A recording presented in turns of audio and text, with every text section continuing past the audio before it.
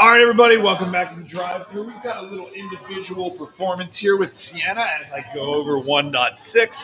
This is kind of a weird lesson, but I kind of like it, okay? This is deductive reasoning. What can I deduce from what I know to be true? So deducing or deductive reasoning is using previously known facts to reach a logical conclusion. So like let's say the following statement. If I get over a 90% in geometry, then I will receive an A. Is that true? Now, fast forward. Imagine you got a 92% in geometry. What could you conclude? You got an A. Okay? That's it. That's all we're looking for. Using facts to determine the truth of outcomes. So, it doesn't seem that complicated. And then we start looking at this. So, this is called a truth table. So, P is the hypothesis. Okay. Q is the conclusion. And then P implies Q. This is the statement, the if then statement, the logical statement. Okay. So if the hypothesis and the conclusion are both true, then the statement's true. I think we all understand that. Here's where it gets a little weird. And the second one, I think we understand too. So, if I get above a 90, then I will fail the class. That's a false statement. That makes sense? If I get above a 90, then I will get an A in the class. That's a true statement. These bottom two is where it gets strange. Okay? So if a donkey lays eggs, then I will have lasagna for dinner. Okay? It's weird.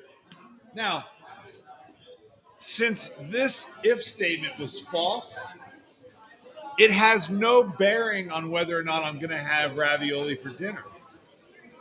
So this, strangely enough, is a true statement. Okay? And then this one's weird too. If a donkey lays eggs, then I will be able to fly with my arms.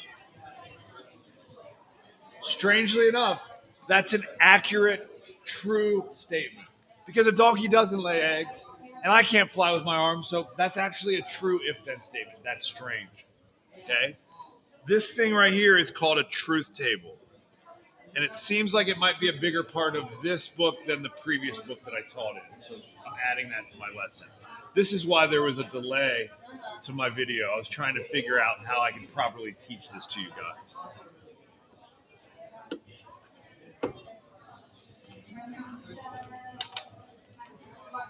Okay, this is like a funny term. I've always liked saying it, but it really makes sense.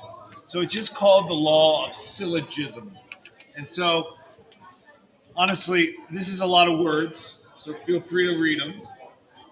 But what I want you to notice about this is that Q is the conclusion of the first statement, but it's the hypothesis of the second statement. And if P implies Q is true and Q implies R is true, then we could skip straight to P implies R. How can you use this in the real world? I'll show you. So if I fail a course in the first semester, then I will lose my driving privileges. Notice the driving privileges shows up first now. If I lose my driving privileges, then I will have to quit my job. Now let's fast forward. Imagine that you failed a gym class first semester. What could you conclude from this? I'm going to have to quit my job. Because I failed the course, which means I'm going to lose my driving privileges, which means now I have to quit my job. That's what the law of syllogism tells you. Okay? All right, so here's one more. Can you draw a conclusion from the facts you've learned so far and this diagram if I told you that 1 and 3 were both supplementary to 2. Sorry, complementary to 2. Uh-oh. Oh, no.